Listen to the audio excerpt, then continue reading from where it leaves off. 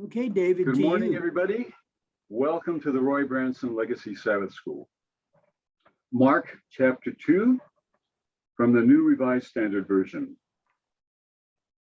One Sabbath, he was going through the grain fields, and as they made their way, his disciples began to pluck ears of grain. And the Pharisees said to him, "Look, why are they doing what is not lawful on the Sabbath?" And he said to them, "Have you never read what David did when he was in need and was hungry, and those who were with him, how he entered the house of God when Abiathar was high priest and ate the bread of the presence, which it is not lawful for any but the priest to eat, and also gave it to those who were with him. And he said to them, the Sabbath was made for man, not man for the Sabbath. So the Son of Man is Lord even of the Sabbath." So we begin with prayer. Dear God, again, we are thankful for each other, for this technology, for the way we can interact all around the world with each other. We are thankful today for Warren and the scholarship he has been engaged in for decades, and we get to benefit from today. We also thank you for the Sabbath principle, that Sabbath was made for human beings, not human beings for Sabbath. Help us to expand that principle to know that money was made for human beings, not human beings for money. Government was made for human beings, not humans for government. And education, same thing. Made for humans, not humans made for education. And there are many other applications of this Sabbath principle. Help us to keep those in mind as we move through our lives. In Christ's name, amen. Well, thank you everybody for being here. I am happy that Dr. Warren Trenchard is with us today. He is a man who wears maybe four hats. One of them is that of a New Testament scholar, a specialist in New Testament and early Christian literature. Another is that he's an academic administrator, having served well on two campuses that I know of as an administrator. The third is that he's a specialist in accreditation. This is a very specialized field, and he is among those who knows a lot about accreditation and is able to be helpful to institutions on that front. And fourth, he is an accomplished author. Here are some books that he has written. The first one, Ben Sira's View of Women, a Literary Analysis. Then another one, The Student's Complete Vocabulary Guide to the Greek New Testament. So not only does he read the New Testament and teach the New Testament, he actually provides voluntary vocabulary guides to people who are studying. Here's another one, The Published Pottery of Palestine, Complete Vocabulary Guide to the Greek New Testament, and a concise dictionary of New Testament Greek, published by Cambridge University Press. So we have a person who's accomplished in these various ways, and he presented the paper that I asked him to present today at a meeting of the Adventist Society for Religious Studies. Now, this paper, to me, is interesting on two fronts. One is that it helps us understand a little bit about the history of the Sabbath amongst the very first Christians. But secondly, it also helps us to understand how the New Testament was put together. So looking at this case study, we can have a more comprehensive understanding, a more accurate understanding of how the New Testament came to be and how we might relate its different parts to each other and relate all of them to us. So this is a double header here, something on the Sabbath and something on New Testament that we get to enjoy. So Warren, thank you for being here. Over to you. Well, thank you, Dave, for the gracious introduction. The title I use now for this paper is a derivative of what I presented on the 20th of November 2020 to the Adventist Society for Religious Studies. I am presenting it to, I mean, the content of the paper is essentially the same. I simply use the title now, Evidence for Sabbath in the First 30 Years of Christianity. Chronologically, that's the same as talking about AD 60 or approximately thereof. But I think it kind of focuses a little bit more on the development of Christianity in that sense. Anyway, I will read the paper. It's not really a long paper. I think it was required to be within 20 minutes at ASRS. I have expanded it slightly in a couple of areas, mainly in some footnote evidence and discussion and so forth, most of which I won't deal with today.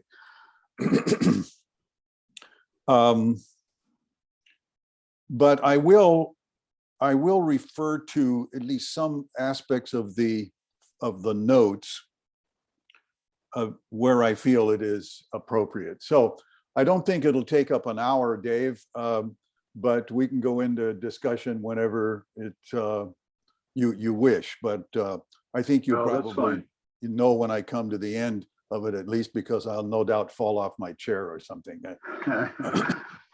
But we just do it as we feel fit. Thank you. And I have enjoyed my time with this study group going back to the days when Roy was one of the co-hosts of it. So I'm pleased to be with you again today. Thank you. When tracing the history of the Sabbath and Sabbath observance in early Christianity, it is customary to consult the New Testament for evidence from the time and practices of Jesus of Nazareth and those of his immediate followers.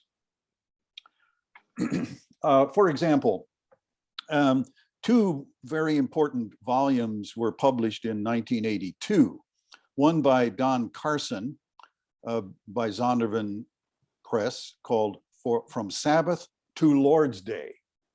This was a study done in an evangelical setting. The other was edited by Kenneth Strand, published by the Review and Herald Publishing Association, and consisted of a series of generally very well-written essays, mostly by members of the faculty at Andrews University and the seminary. And the title of it was The Sabbath in Scripture and History. The chapter on New Testament was written by suddenly his name has escaped me. Anyway, it'll come to me in a minute. I'll mention this, but this is the perils of presenting things in late in life. You know, you don't remember everything unless it's written in front of you.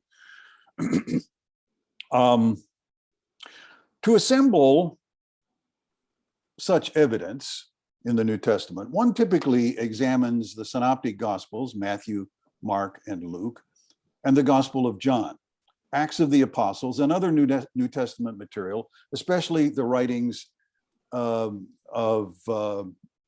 are ascribed to Paul. The question of this paper then is, what is the evidence for Sabbath and Sabbath observance among the followers of Jesus during the first 30 years after his death? And that New Testament scholar at Andrews University was Walter Specht, who many of you know, would have known, I'm sure. Excuse me. So we're going to talk about the sources. What sources can we use to elucidate this study? What evidence do we obtain from these sources? What kind of conclusion can we draw from this evidence? And finally, what are the implications of that conclusion? So with that in mind, I'll start with the sources. To address the question, we must isolate the New Testament materials that could reasonably provide direct evidence for the time period in question. Because their subject matter deals with the time of Jesus, the four Gospels would seem to be the primary sources for the earliest part of this time period. However, while these texts certainly concern the purported teachings, practices, and life events of Jesus, none were likely written within 30 years of Jesus' death. The Gospel of Mark, the earliest, appeared in the late 60s or early 70s of the first century, just before or after the destruction of Jerusalem in AD 70. Assuming the most widely held scholarly view that they used Mark as one of their principal sources, the Gospels of Matthew and Luke were written in the 80s. The fourth Gospel did not appear until the end of the first century. Therefore, in their present form, the Gospels do not provide any direct contemporary evidence for Christian teachings and practices regarding the Sabbath before AD 60. Clearly, Acts of the Apostles describes earliest Christianity before AD 60. However, as their prologues, themes, and quality of language attest, the Gospel of Luke and Acts were written by the same author and were issued about the same time. Thus, like Luke, Acts dates from the 80s of the first century, and therefore is disqualified as providing any direct contemporary evidence for Sabbath teachings and practices before AD 60. Now, you might wonder, why do I choose AD 60 as a date, or the time period of 30 years after the death of Jesus? Well, I do so for several reasons. Number one, for Christians, the first century divides approximately into thirds.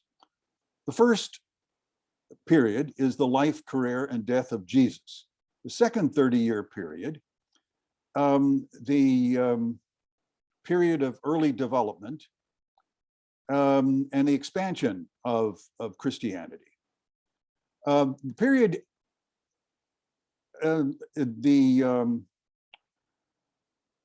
my footnotes are kind of small here, so I'm having to struggle with reading them properly. But anyway, the period of AD 60 to 30 to 60, the first 30 years after the death of Jesus, is the time when the first New Testament materials, that is to say, the genuine letters of Paul, were written.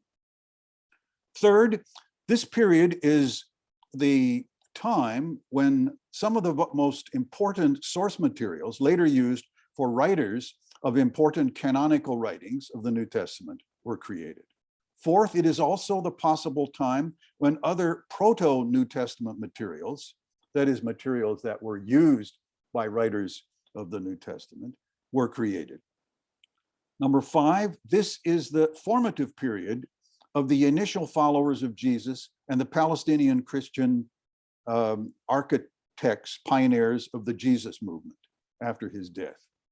The earliest expansion of this movement among the Hellenistic world and the first successful missions among non-Jews. Finally, all of this was well established by AD 60 or 60 CE.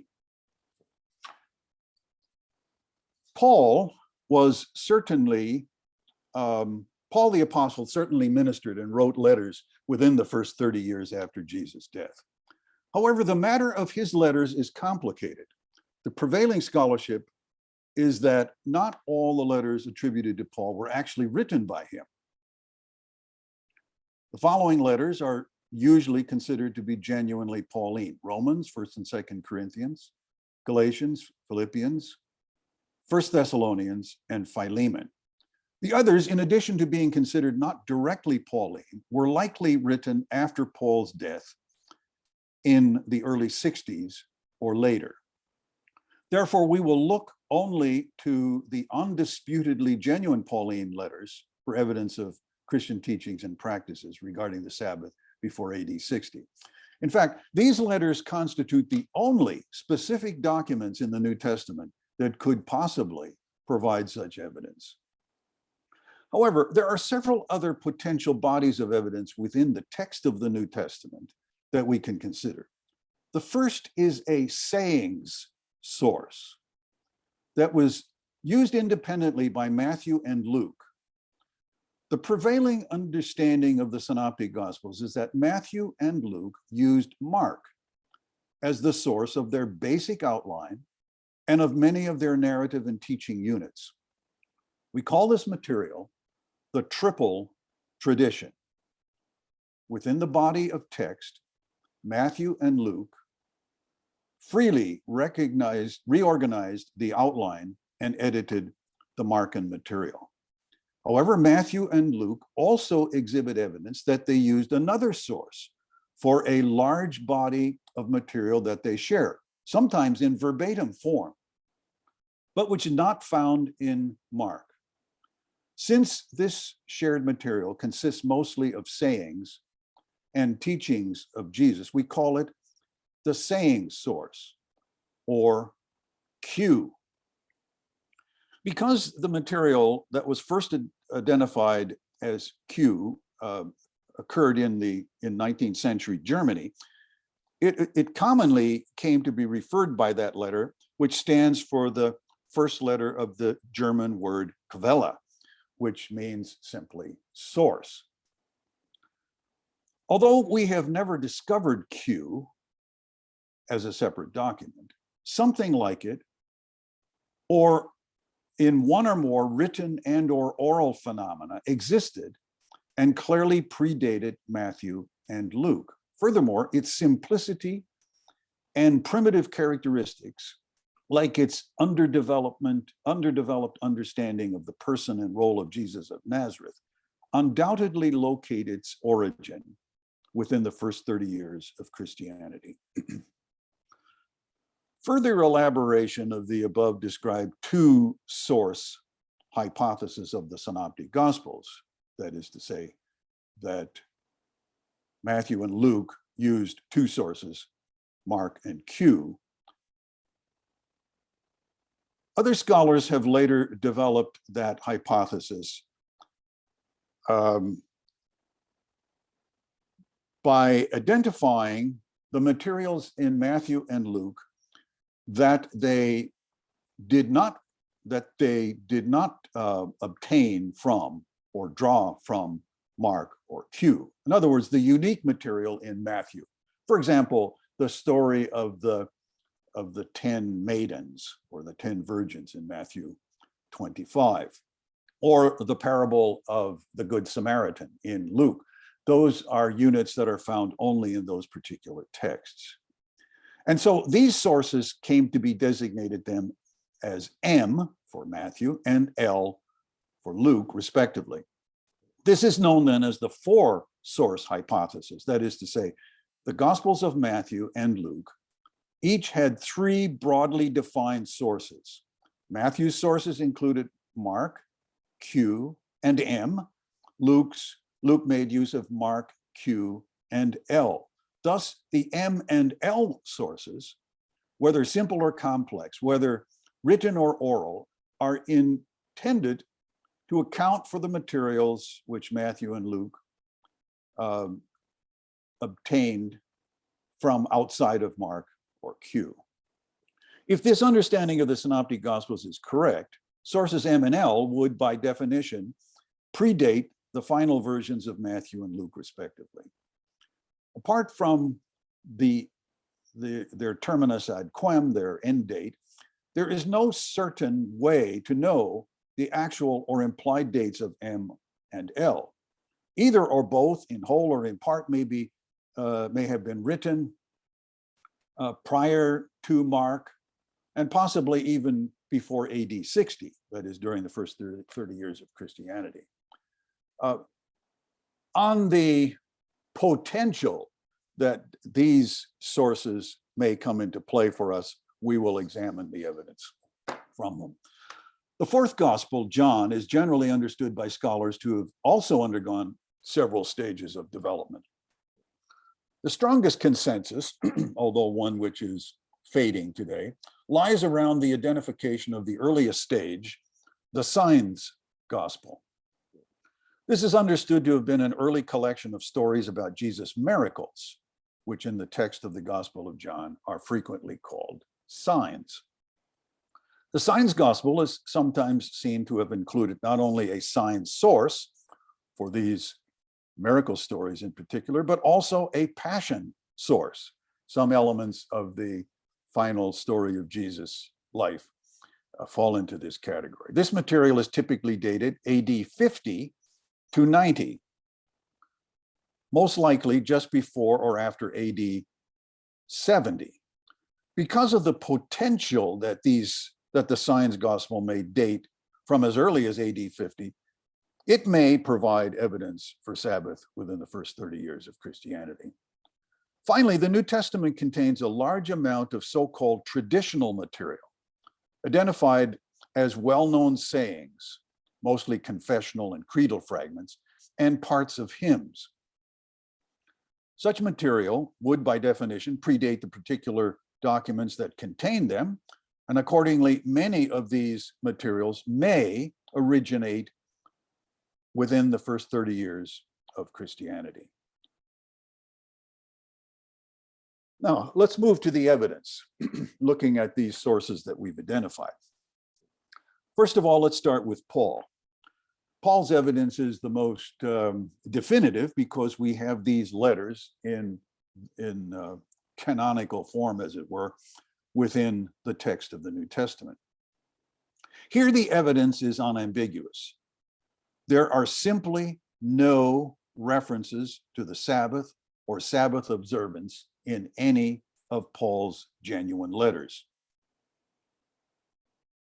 So in this list of 7 that I read to you, starting with Romans, there is no use of the term Sabbath. There is no discussion of Sabbath observance or behaviors within any of those 7 letters. However, Paul does discuss and describe a wide variety of Christian teachings and practices.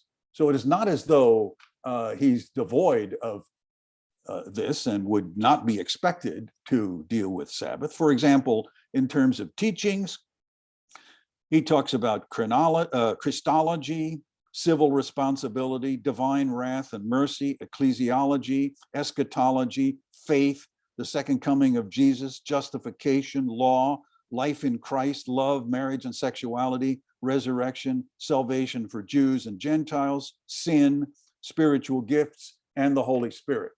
So Paul's theological topics and discussions range very widely.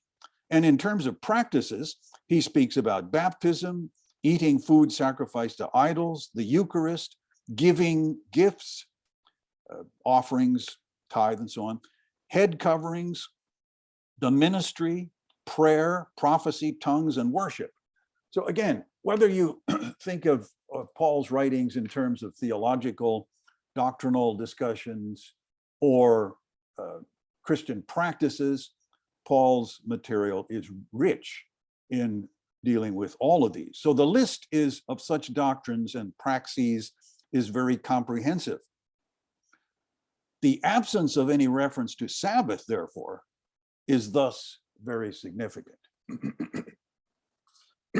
Although Paul's genuine letters have no direct evidence or references to Sabbath, 2 of his letters contain what might be considered indirect references.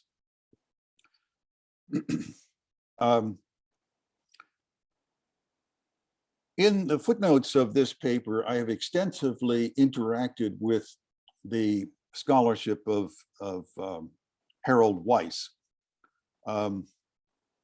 former New Testament instructor to some of us and longtime professor of New Testament studies until his retirement from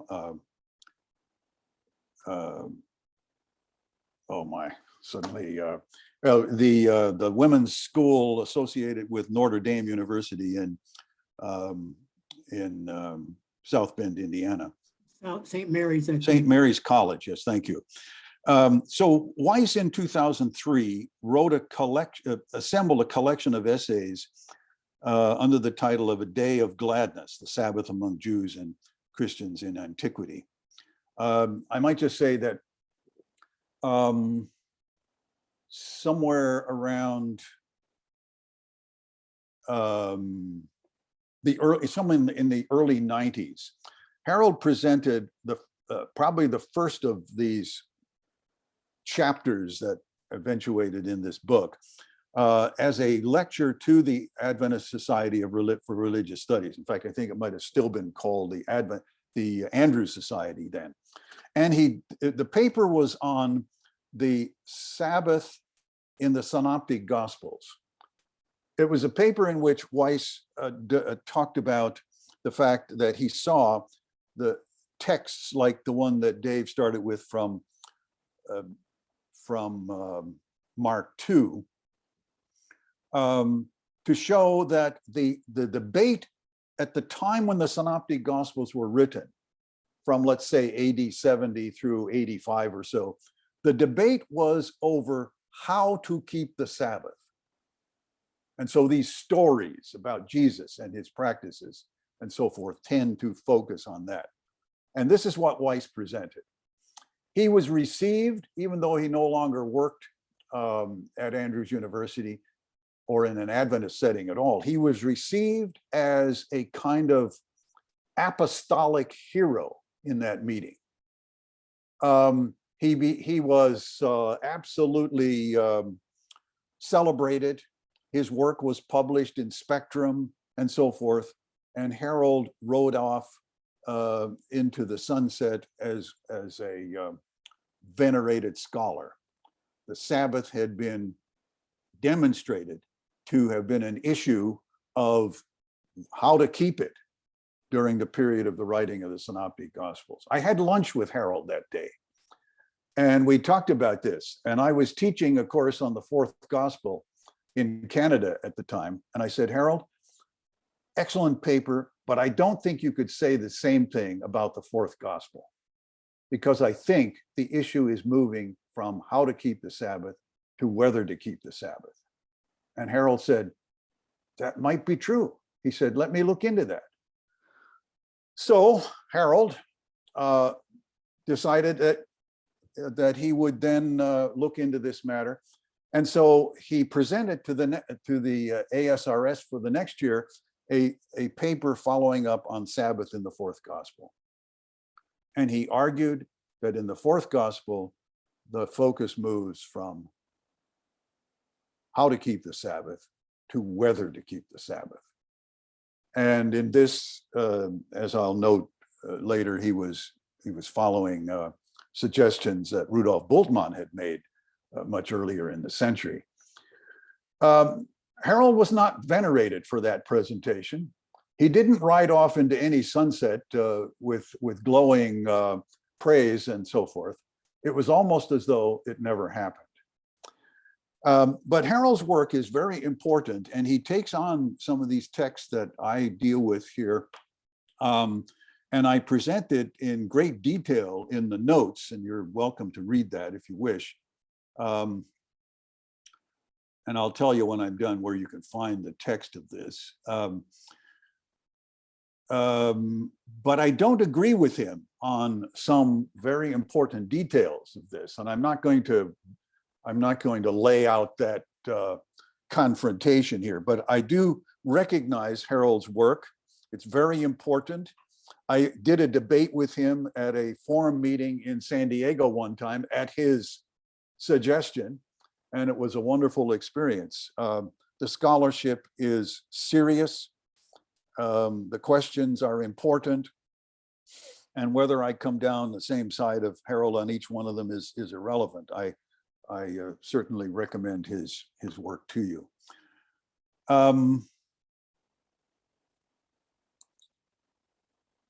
So Harold discusses these two letters in which he feels Sabbath is in play. The first is Paul's, what he recognizes, of course, is an indirect possibility in the letter to the Galatians, where in Galatians 4:10, we find the statement that Paul makes to his readers: you are observing special days and months and seasons and years. Now, Paul does not indicate what he means by this progressive time reference or provide any examples. The Greek text does not actually support the English word special here. I read, you are observing special days. It conveys instead the declaration that you are strictly observing days. So that's the preferred translation in my judgment. Anyway, it is clear from the immediate context that Paul is addressing Gentile Christians. This suggests that his declaration about days, etc., refers either to some pagan celebrations that they have resumed, implied maybe in verse 9, or less likely to some Jewish observances that they have been influenced to adopt, possibly in verse 21. Whatever he has in mind, Paul is not endorsing the renewed practice of his readers to strictly observe days, etc. On the contrary, he is condemning such a practice as alien to the gospel he has shared with them in verses 11 and 19.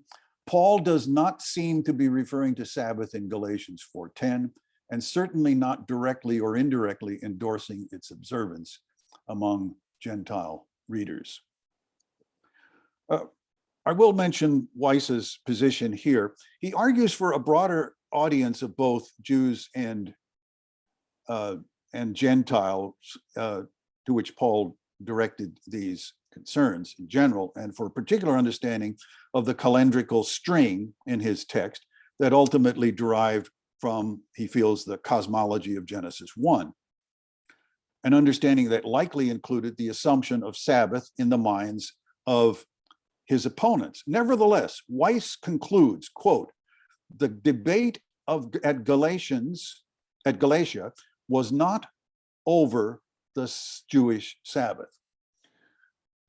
The second potentially indirect reference to Sabbath is Paul in the letter to the Romans, where in Romans 14:5-6a, we find him writing, some judge one day to be better than another, while others judge all days to be alike.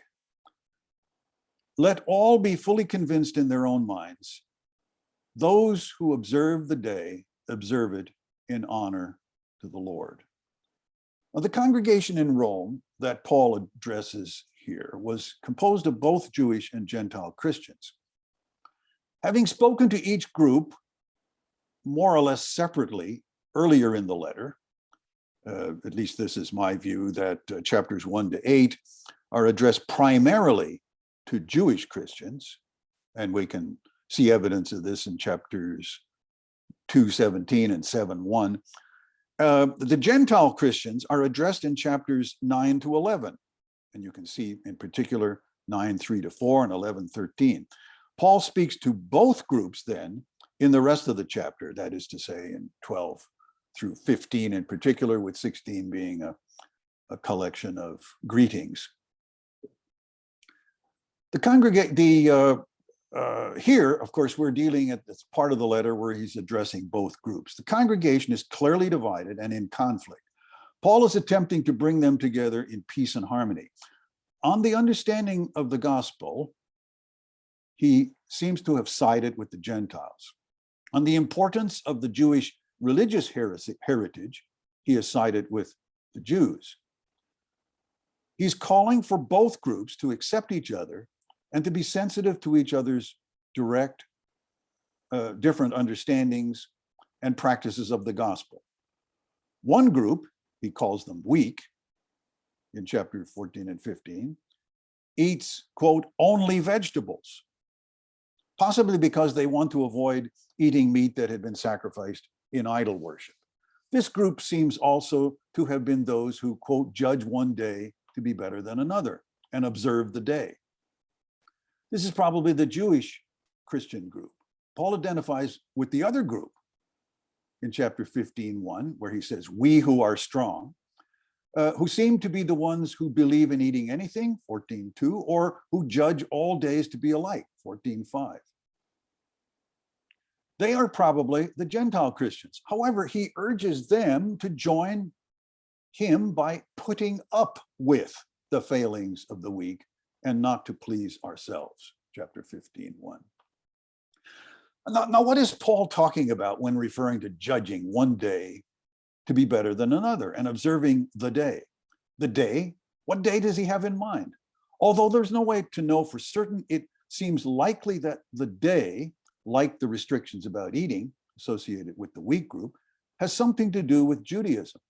Accordingly, it could refer to annual Jewish religious or cultural holidays,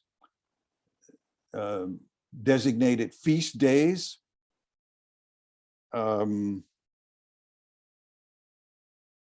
or the weekly Sabbath. Whatever its meaning, the text is clear that it is the Jewish Christians in Rome, that is to say, the weak group, that is observing certain days or a particular day. By contrast, the Gentile Christians in Rome, and presumably Paul, do not share this understanding or practice. If this text indirectly refers to the Sabbath, it relates only to the understanding and practices of some Jewish Christians in Rome, neither of which are shared by the Gentile Christians or by Paul himself. Paul does not directly refer to Sabbath or Sabbath observance in Romans 14:5 and 6. If he had Sabbath in mind without specifically referring to it, he identified with those of his readers who did not consider Sabbath limited to a particular day of the week. The following are clear. 1, no form of the word Sabbaton is found in this or any other part of Romans. 2, there is no compelling evidence that Paul specifically had Sabbath in mind with these references to the Greek word for day in chapter 14. And 3, even if Paul understood this Greek word for day to mean Sabbath here, he sided with those who preferred all days over a particular day. Therefore, Romans provides no direct evidence of Sabbath or Sabbath observance during the period we are examining, except the possibility that one group, possibly some Jewish Christians, may have practiced weekly Sabbath observance. Moving now to the sayings source behind Matthew and Luke.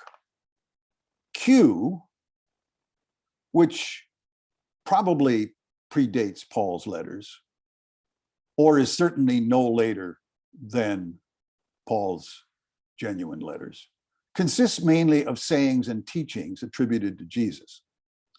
Its few narratives include stories about John the Baptist, but without reference to his birth or beheading, the story of Jesus' temptation, and 2 miracle stories. There's no infancy narrative, that is to say, no Christmas story, or passion narrative, no story of the death and resurrection of Jesus. Also, for the purposes of this paper, there are significantly no references to Sabbath or Sabbath observance in Q. However, Q does reflect a wide variety of embryonic teachings and practices that eventually become common within Christianity. For example, the teachings include discipleship, divine wrath and judgment, eschatology, evil and sin, faith, God as Father, heaven, Holy Spirit, Jesus as Son, kingdom of God, love, perils of wealth, repentance, forgiveness, Son of Man, temptation, and trust. And as far as practices, there are references to baptism, care for children, demons and exorcisms of demons, divorce and remarriage, non-ascetic eating and drinking, parenting, prayer, social responsibility, tithing and giving, and worship. So as early as Q appears to be, it's very comprehensive in terms of the teachings and practices of Christianity that it clearly indicates were operative at the time it was written, or during the time that it was written. Now, despite the uncertainty that M and L sources, that is the special sources behind Matthew and Luke, respectively may date before AD 60, we will explore these materials for any potential evidence of Sabbath or Sunday observance in them prior to that date. Now, I think that actually these sources likely, as used by Matthew and Luke, probably came after AD 60, but because we don't know the early part of their development, I will deal with this anyway as a potential. The case of M is the easiest. Matthew has 9 references to Sabbath, all of them in triple tradition units where Mark, not M, is the source. Accordingly, Matthew's special source M, whatever its date, provides no evidence for Sabbath or Sabbath observance within the first 30 years of Christianity. The situation regarding L, Luke's special source, is more complex. Luke refers to Sabbath 18 times. 9 of these are in the triple tradition, where Mark is the source, and 1 is in a unit that involves only Mark and Luke. So it's a special kind of double tradition where Luke is following Mark at that point, but Matthew doesn't have the unit. However, 8 references to Sabbath are in 2 units that we identify as L units, unique to Luke. One is in chapter 13, where Jesus was teaching in a synagogue, quote, on the Sabbath. The synagogue leader was angry because Jesus healed a crippled woman on the Sabbath and told people not to come. That is, the synagogue leader told the people not to come for healing on the Sabbath day. Jesus replied that because all his hearers untied and watered their animals on the Sabbath, the woman had a right to be freed from her bondage on the Sabbath day. So you see, throughout this little narrative, there are many references then to many uses of the expression on the Sabbath or on the Sabbath day. In chapter 14, we find the second of these units where there are several references to Sabbath. And Jesus was going to the house of a Pharisee to eat a meal on the Sabbath. On the way, they met a man with dropsy, and Jesus asked his opponents if it was lawful to cure people on the Sabbath day or not. Hearing no answer, Jesus healed the man and said to his host, "If one of you has a child or an ox that has fallen into a well, will you not immediately pull it out on the Sabbath day?" Now, these units have both have a Sabbath setting, a Sabbath healing, the consideration of whether Sabbath healing is legitimate, and the implication that Sabbath healings are permissible. All this pertains to the precepts and practices of Judaism in Jesus' day. Clearly, and they clearly show that he had a more liberal understanding of Sabbath than his Jewish religious opponents. However, these units, especially given their uncertain date, do not provide evidence of Christian Sabbath doctrine or praxis during the first 30 years. The 4th gospel contains 11 references to Sabbath. 8 of these are related in one way or another to the signs gospel that we noted earlier. However, none of these references are part of the signs source itself, as scholars, at least at one point, had identified these and to some extent continued to do so. These stories have undergone various developments over time. And in the form in which you could find them as they have been distilled down to what some people see as their original form or likely original form, none of these stories actually include specific reference to Sabbath.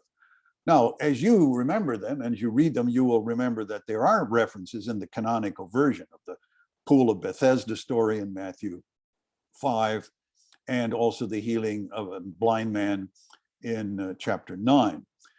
But if you look up the source, the signs gospel, in what scholars have identified as the earliest form of such narratives, references to Sabbath do not appear there.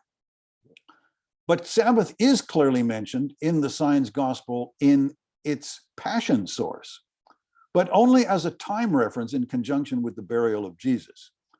There in John 19:31, we find the statement, since it was the day of preparation, the Jews did not want the bodies left on the cross during the Sabbath.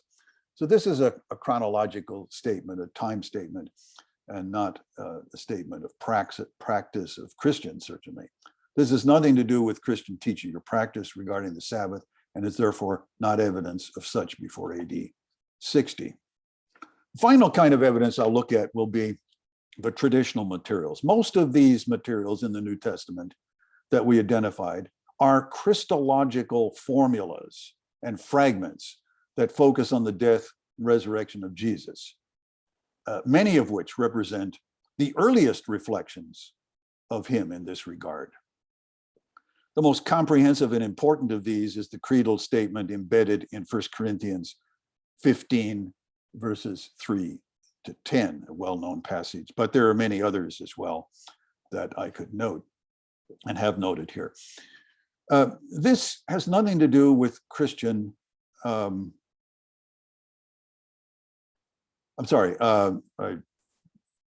me find my place after looking at this footnote.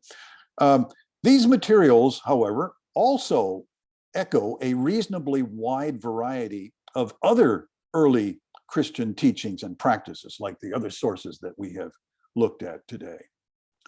On teachings, the creedal statements reflect doxology, God as Father, the Holy Spirit, hope, salvation, Trinity, along with the declarations of belief in the death and resurrection of Jesus and the salvific impact of those. The practices include the traditional materials include the appointment of bishops, baptism, Christian life, Eucharist, and godliness. So again, all of these sources that we've looked at have a wide variety of teachings and practices that we find reflected in them. But for our purposes in this study, it is significant to note that none of these or any other traditional material in the New Testament mention the Sabbath or Sabbath observance. Therefore, these traditional materials, while potentially dating to the first 30 years of Christianity, offer no insights into the teachings and practices of Christians regarding the Sabbath before AD 60. And so I conclude. To address the question of evidence for Sabbath in the first 30 years of earliest Christianity, we've examined all the documents in the New Testament that are undisputedly deemed to have been written before AD 60, as well as all proto-New Testament materials understood to be embedded in the present canonical texts. The former included the genuine letters of Paul, the latter involved the Q source, the M&L sources, the Science Gospel, and the traditional creedal fragments and parts of hymns. Despite often reflecting a wide variety of Christian teachings and practices, these variegated materials contain no direct evidence of Sabbath or Sabbath observance among Christians within the first 30 years of Christianity. Now to the implications. Like the little girl in The Sound of Music, after they were singing Do, Re, Mi, Fa, Sol, she says, "But what does it mean?" Yes, that's where we come. What are the implications of this conclusion? Before addressing the question, we should note that the New Testament contains documents written after AD 60, especially the Gospels and Acts, that frequently mention the Sabbath. And these documents also include letters in one way or another associated with Paul, particularly his letter to the Colossians, or the letter to the Colossians ascribed to him, and the letter to the Hebrews, which some ascribe to Paul. This may indicate evidence of a trajectory of Sabbath and Sabbath observance issues and discussions within various groups of Christians during the latter third of the first century. This trajectory may have moved, as Weiss reported in terms of Bultmann's view, may have moved from the synoptic gospels that reflect a debate over how to observe the Sabbath to the fourth gospel with its movement toward whether to observe the Sabbath. However, the gospels and their references to Sabbath and Sabbath observance may simply be reflections of the liberal behavior of Jesus concerning the Sabbath.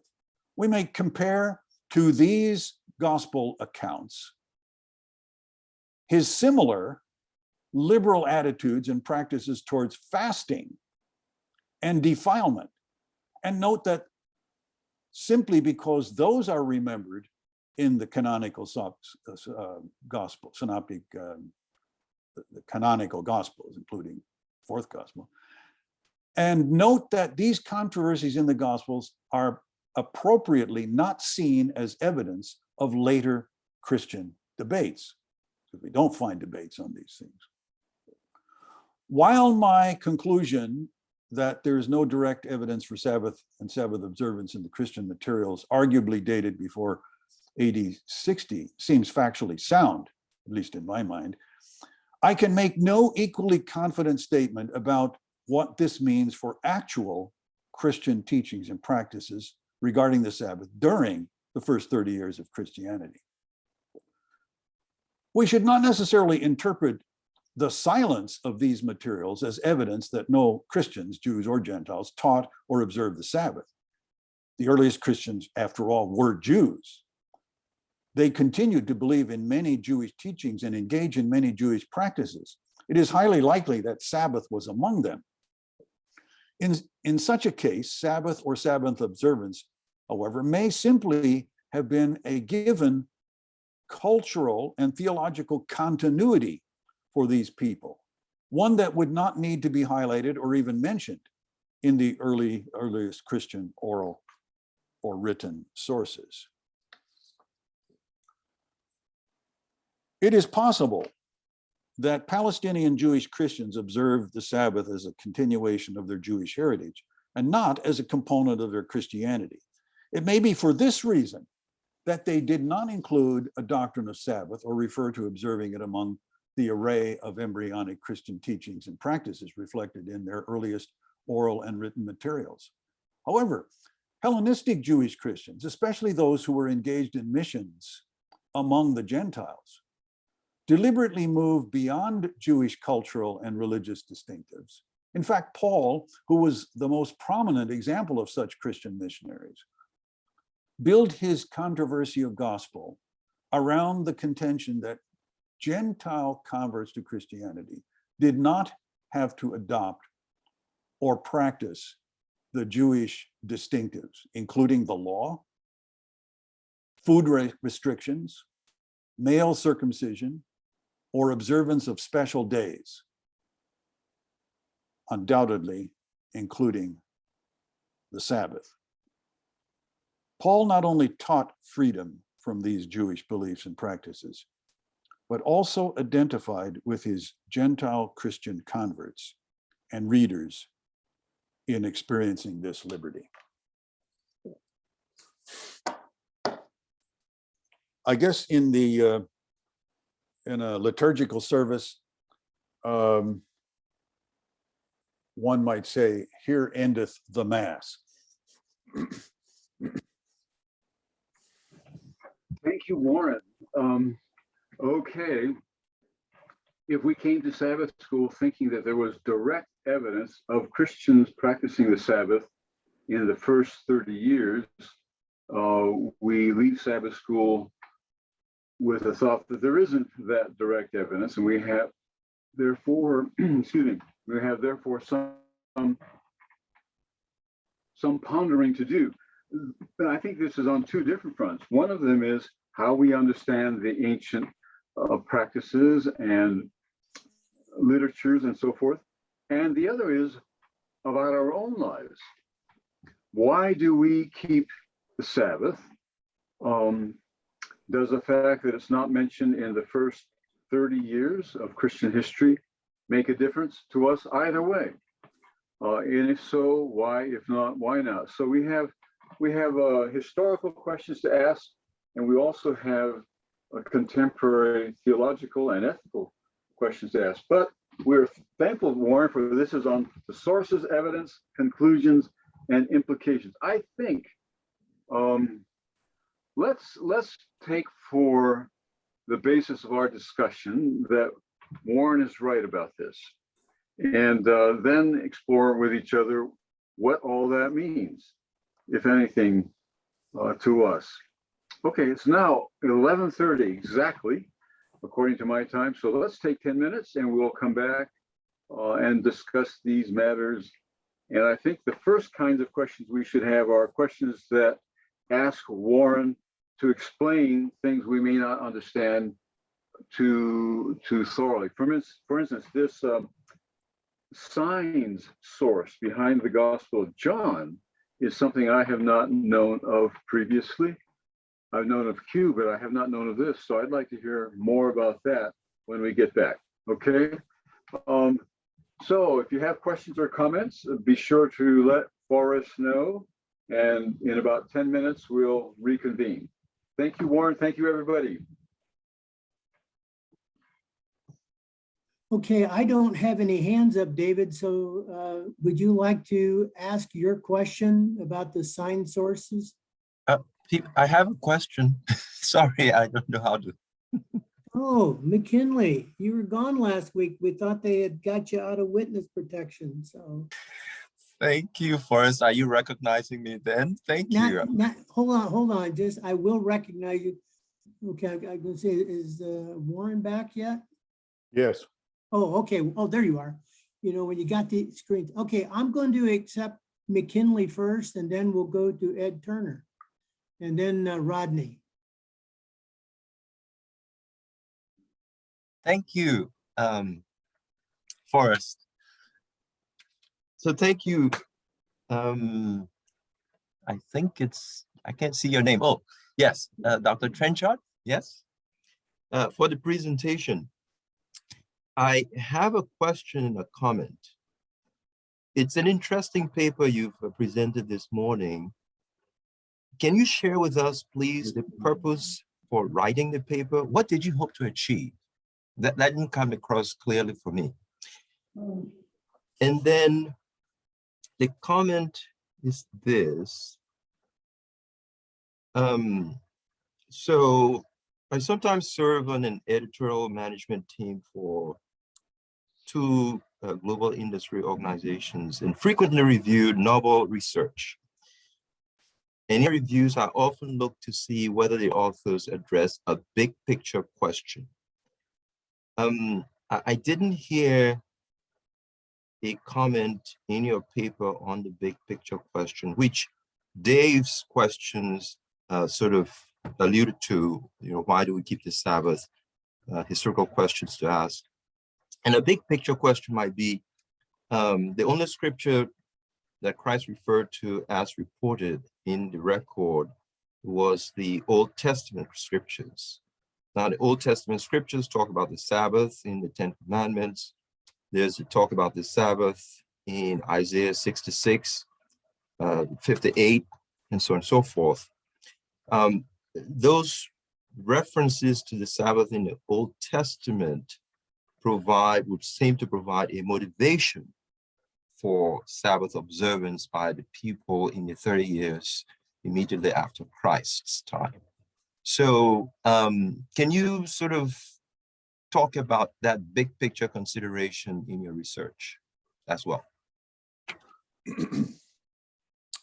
Okay, thank you. Let me first of all note that I put in the chat a reference to where you can find this paper in virtually the same form that I presented it today.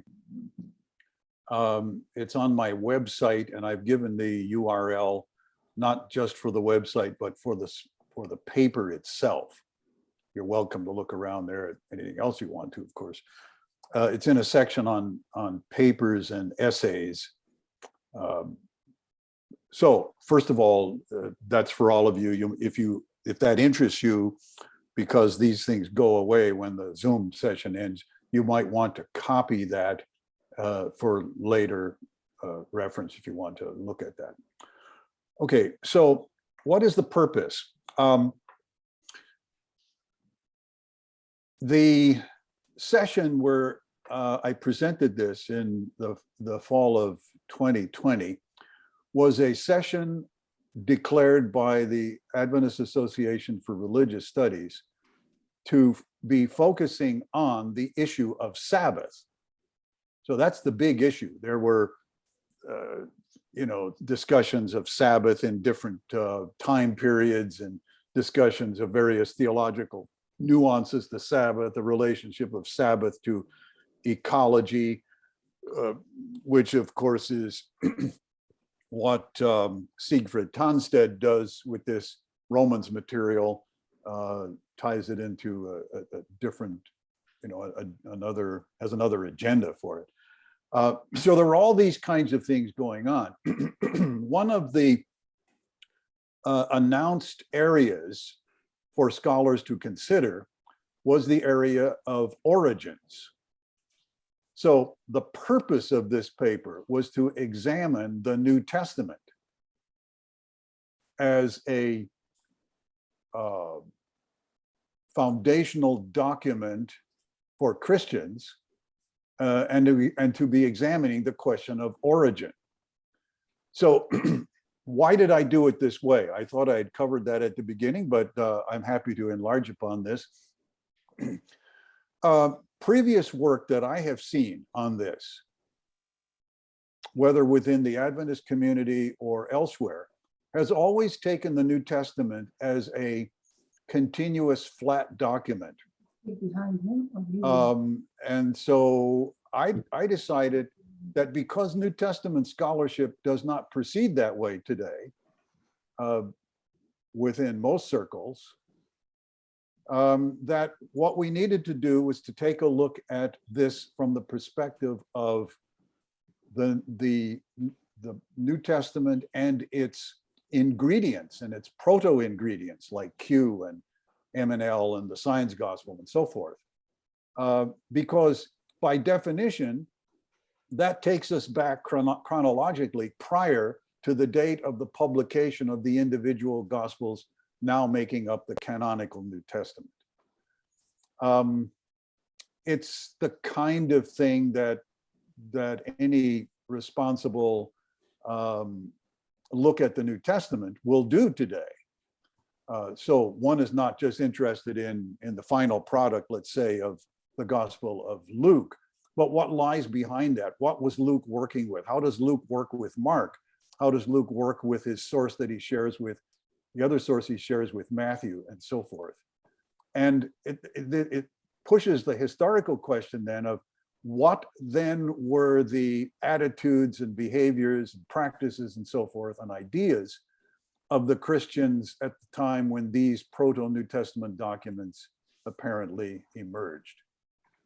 So the paper may seem to be a kind of free-floating appendage or something like that, but I'm glad to report to you that it was part of a whole series of presentations on Sabbath, and this was one that was addressing part of the question of origin of it. So your comment is fine. I don't think I need to say anything about that, but that is my answer to your question anyway. I hope it addresses what you. Thank you. Thank you very much. I'll go to Ed Turner at this time. Ed? Yes, thank you very much. Warren, good to see you after many years. Indeed.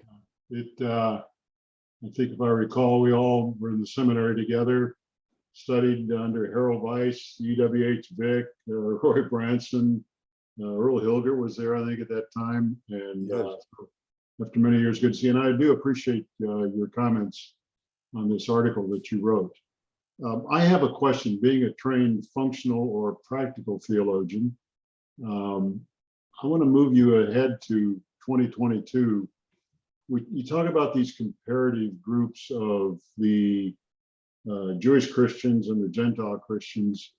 Who might those people be today on a comparative basis that we need to pay attention to when it comes to this discussion of the Sabbath?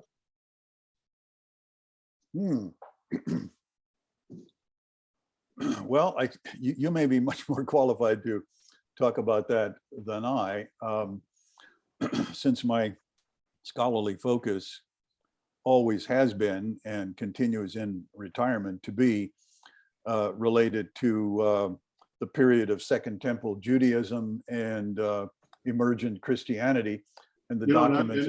And I want to say I appreciate that and I respect you for that. But I'm always trying to say, okay, out of the richness of the studies that you've done, what are the implications for comparative groups today so that that'll have impact?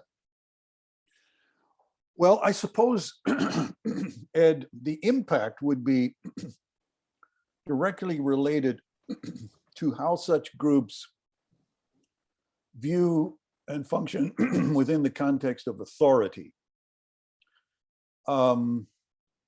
And that's all over the place, as you know. I mean, depending on what faith community you're in, and even within a faith community.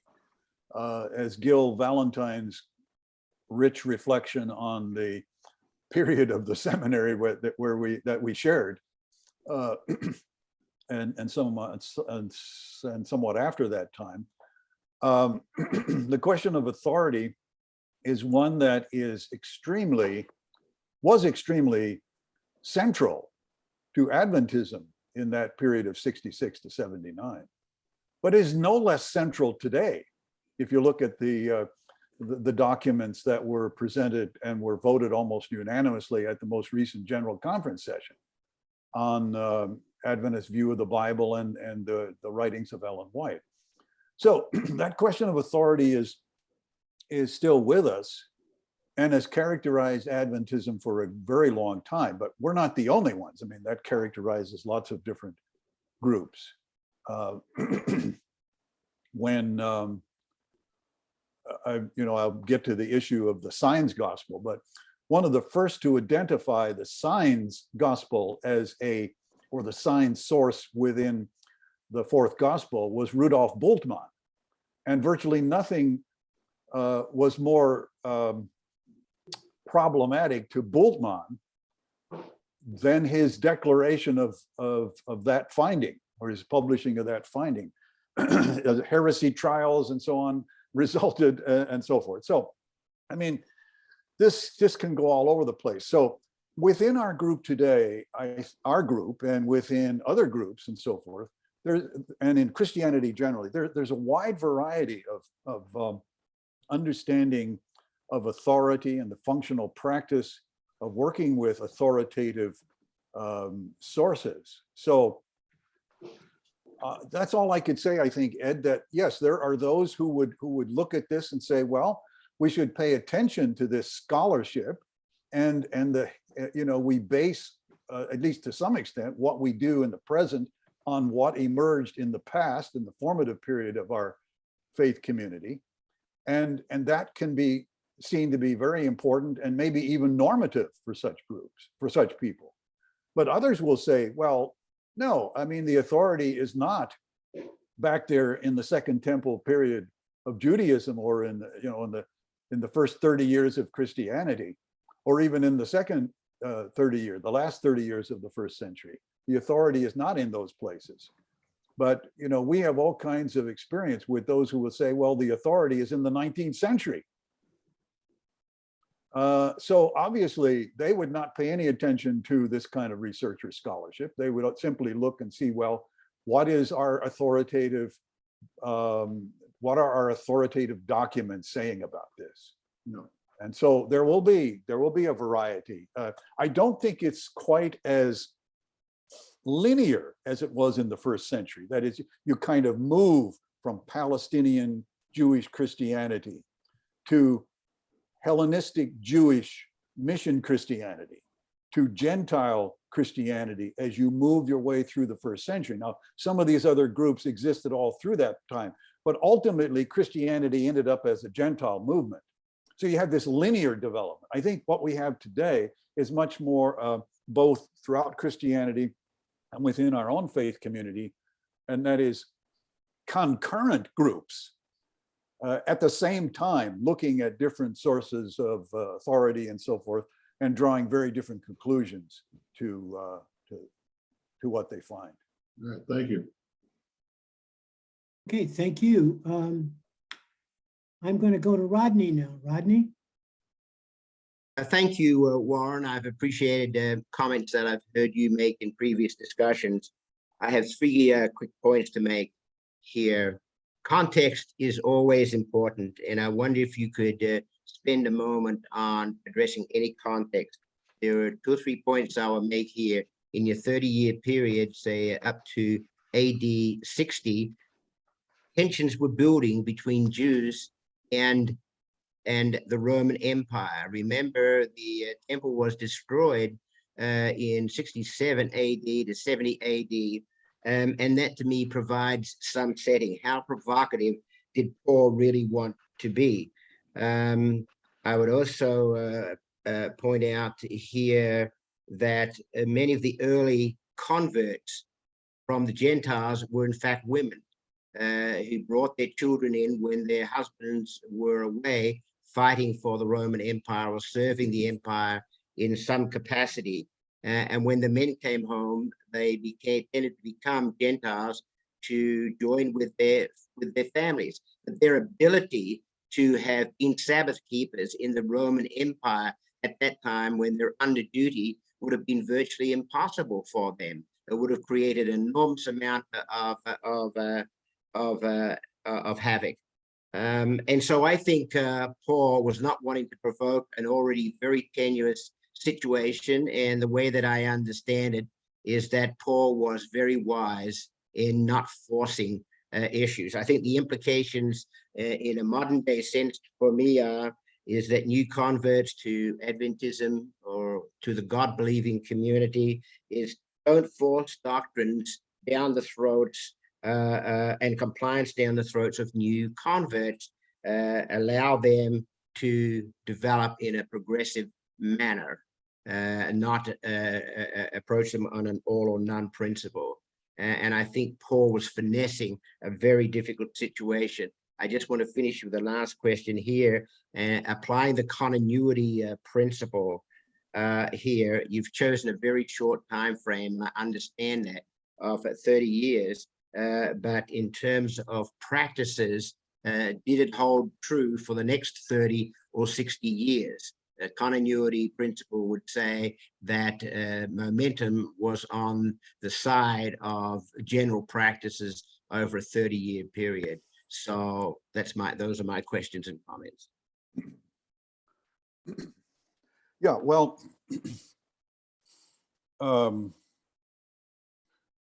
you've raised some appropriate concerns about and observations about the practical implication of particularly non-Jews becoming Christians within the Roman Empire.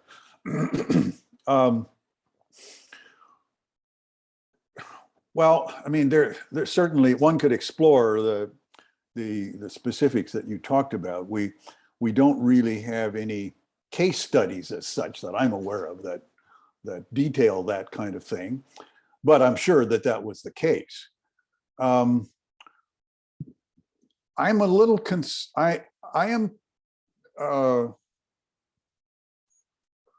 I would say that since your concerns, Rod, were about Paul's sensitivity to what was undoubtedly a real situation within the Roman world at the time, and the emergence of Christianity within it.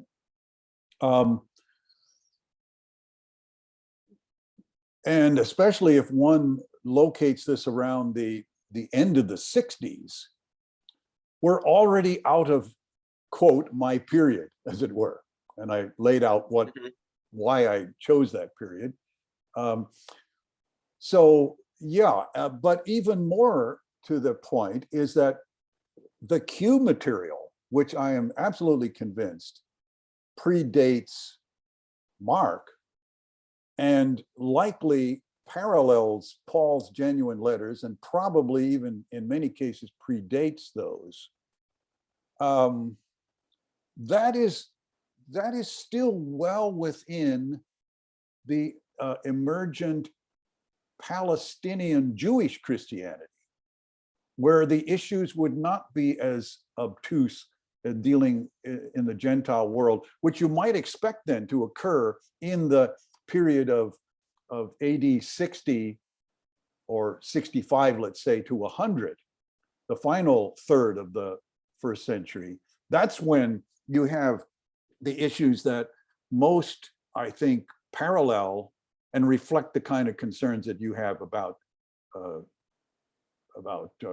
Greco-Roman or Roman families looking at potentially becoming Christians. So I don't think it's quite as simple as to say, well, Paul was the one who would have been sensitive, because I'm trying to argue that this matter takes us back prior to Paul. And not only within Paul do we have this wide variety of reflection of teachings and practices, we also have a similar wide variety of teaching and practices within the Q community, at least as reflected in the Q source, the saying source. So I can understand that this may have been an issue in some situations. I don't think programmatically it was for the Q community, and less so for the Pauline community as reflected in the writings. It probably was beginning to emerge as he moved into Galatians and so forth, but would male circumcision have been accepted more readily,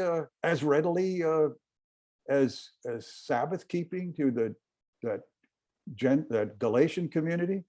I don't think so. Paul really comes down on this and says, basically he's saying, if you're a Jew, go ahead and live as a Jew. He said, I do this most of the time. I keep the festivals, I do this and that, and so forth. But I'm not going to pass this on as a requirement for you who are outside that community. So we don't have him dealing with Sabbath in those terms, but we have him dealing with some other Jewish things in those terms, and that may be instructive to us. Okay, thank you. Thank you. Okay, I'm going to go to Simona. Simona? Thank you. So I'm a little bit surprised when you're talking about practices of the first century Christians, particularly that period, that you're not referring to the Acts of Apostles, because it is more or less historical record of what apostles, and particularly Paul in his travels, were doing, and when they were doing it and how they were doing it. So I'm just going to say, like, Acts chapter 13, the next Sabbath, almost the whole city gathered to hear the word of God, the word of Lord. But when the Jews saw the crowd and blah, blah, so Paul was speaking to the entire city on Sabbath. Acts 15, again, mentions going to synagogue on Sabbath. Acts 16, and on the Sabbath day, we went outside the gates to the riverside, where we supposed there was a place of prayer. And then they, talked to women there and so on. Acts 17, as was his custom, speaks of Paul. And on 3 Sabbath days, he reasoned with them from the scriptures. Acts 18, he reasoned on the synagogue every Sabbath and tried to persuade Jews and Greeks. So there is a very clear practice here. And it says, as was his custom. So Paul's custom was to go to the synagogue and talk to the people, Jews and Greeks. And it is clear from other texts that I haven't mentioned here, but when you read book Act of Apostles, it is clear that the practice was there. Well, certainly. you have properly cited a large batch of material from Acts of the Apostles, and you could, as you indicated, cite others. A couple of things. One, the common denominator to virtually all, if not all of those, I'd have to look at them carefully, is that Paul is customarily going to the synagogue on Sabbath, something you would expect a Jew to do, and something that, based on his personal preferences that he mentions in Galatians in particular, you would expect him to do. He would also find non-Jews there, because throughout the Roman Empire in this period, there were a lot of non-Jews who were interested in, fascinated by, and in many cases ultimately converted to Judaism. And it was that group to which Paul went. Whenever Paul went into an area, he'd go to a synagogue, and he there would encounter some non-Jews, because they had this, there was this fascination with Oriental religions through this period. And it was not just Judaism that Greek-speaking and Latin-speaking people were interested in. They were interested in all of the Hellenistic religions, and emerging out of the same time frame and out of the same geographical region. So this was not unusual, and Paul would expect to find a number of sympathetic hearers in a Jewish synagogue who were not Jews, because they were interested in Judaism, and in some cases had somewhat semi-converted thereunto. But the main, so yeah, I don't disagree that this would have likely been Paul's practice. What I am concerned about are two things relating to the book of Acts of the Apostles. One is that it is, I mean, all evidence would suggest that it emerged as a 2-volume piece of work. You look at the prologues of both Luke and Acts, they're both addressed to a man named Theophilus, and they're written, both are written in the same high level of Greek language, and so forth. So these were written by the same person, and the fact that it has the same dedication and so forth suggests to me, and to most people who look at this carefully, that these came out at the same time. And they were issued as a 2-volume set. Why 2 volumes? Well, probably because scrolls at the time were about 30 feet long, and each of these 2 documents would fit nicely in one scroll, but not both of them in one scroll. So there are various reasons why we conclude typically that these were written and published not only by the same author, but at the same time. So that would automatically then, if one buys into that, you know, I mean, you certainly don't have to. I buy into it, and therefore I don't put Acts of the Apostles within the first 30 years. Now, the question as to whether or not Acts is a reliable historical source, even though it may have been written, it may have been written 20 years after AD 60 or 25 years or something like that. That has to be tested on the question of the historicity of what is written in the gospel, in the book of Acts.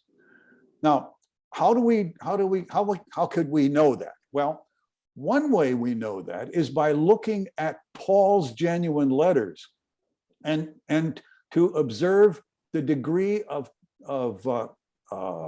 agreement or disagreement between the portrayal of events in Acts of the Apostles and the same events that are purportedly portrayed in the genuine Pauline letters, especially the letter to the Galatians, where he has most of his biographical material.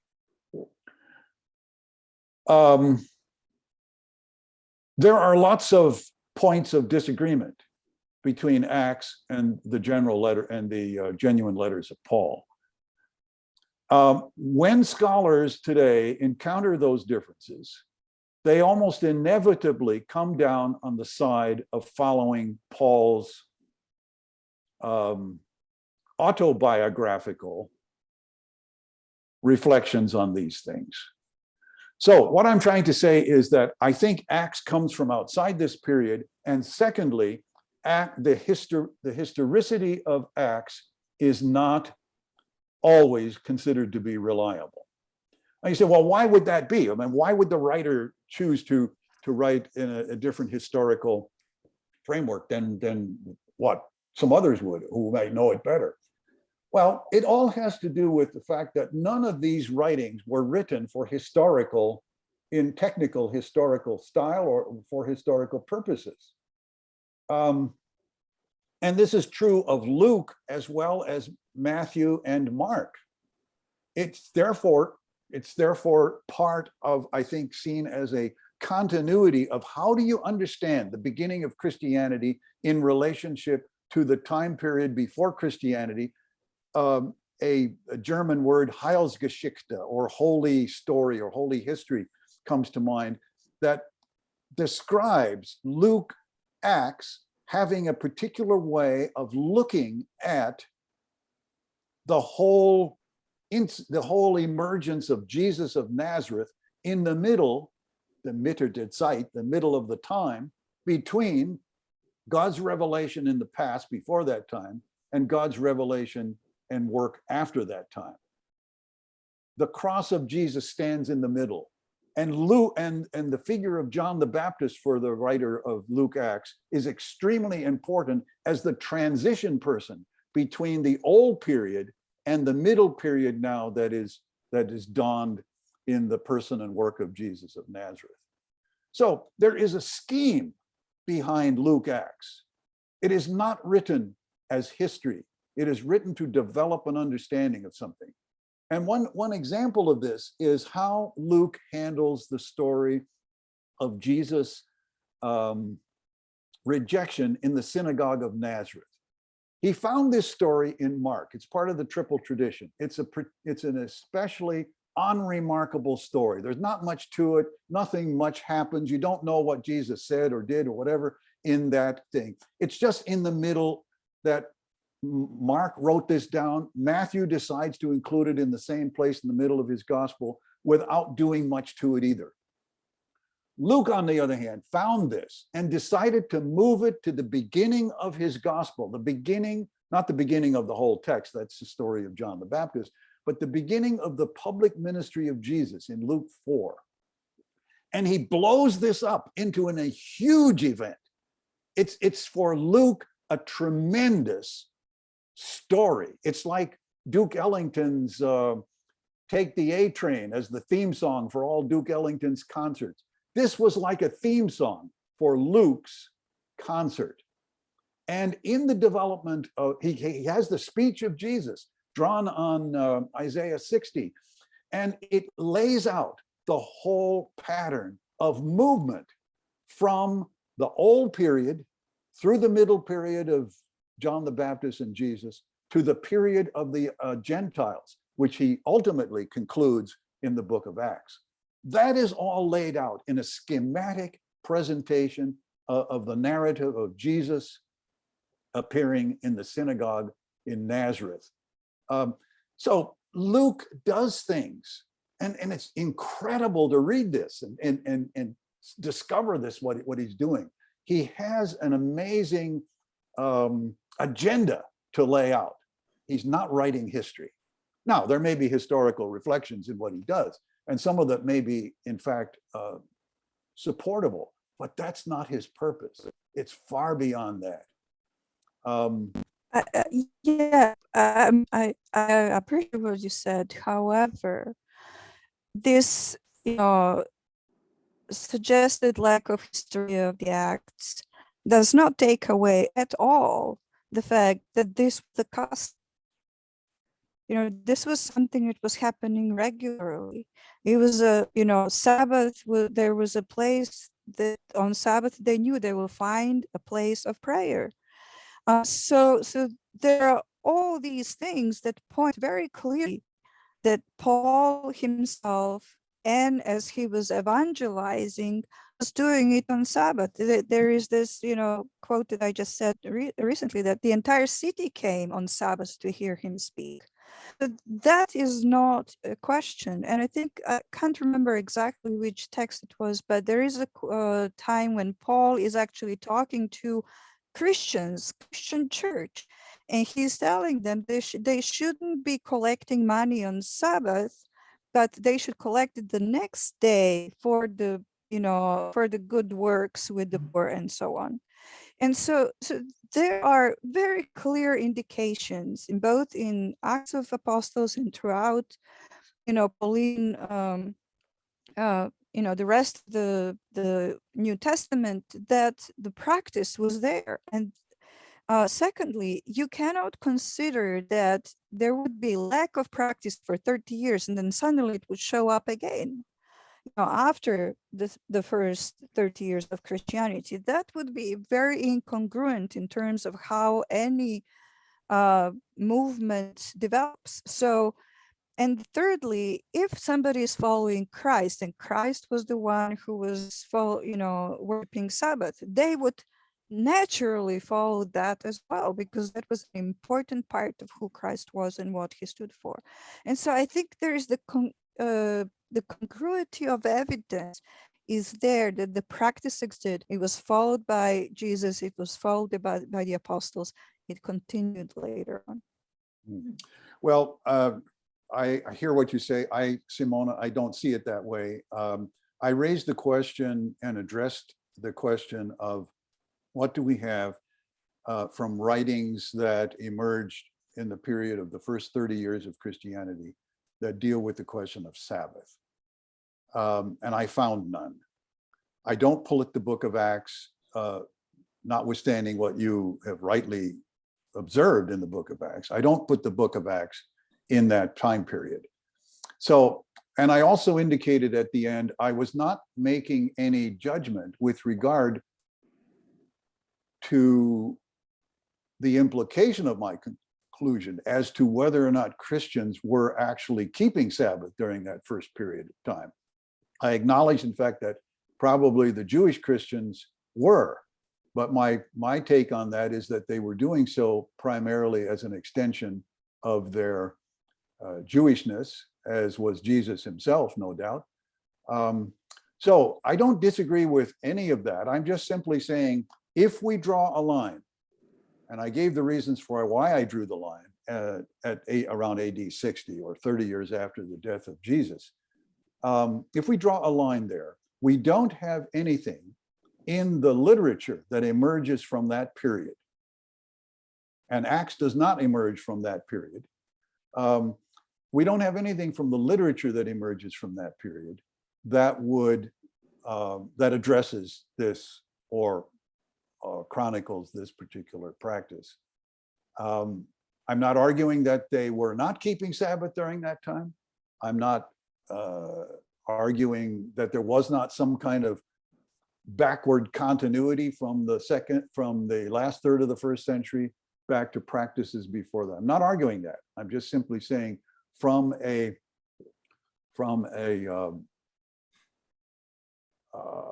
historical reading of the texts that quite clearly emerge from that period, or arguably emerge from that period, we don't have any evidence. So that was the study, that was my conclusion, and obviously one may disagree with it, or all of you may disagree with it. Of course, that's the nature of how these discussions proceed. But I acknowledge what you say about Acts. I don't take Acts as coming from this period, and I don't take Acts as being uncontrovertibly historical in everything that it includes. Okay, thank you. I'd like to recognize myself now, Warren. I really appreciated your presentation today. I was intrigued with your discussion of the signs gospels and the sayings gospels and Q. And I actually have about 3 parts to my question. First of all, how monolithic was the Christian church in the early 30 years, the first 30 years? Can we determine that? We know later on that Christianity was highly divided among its different believers. So in that, my first part of the question is just how monolithic was the church then?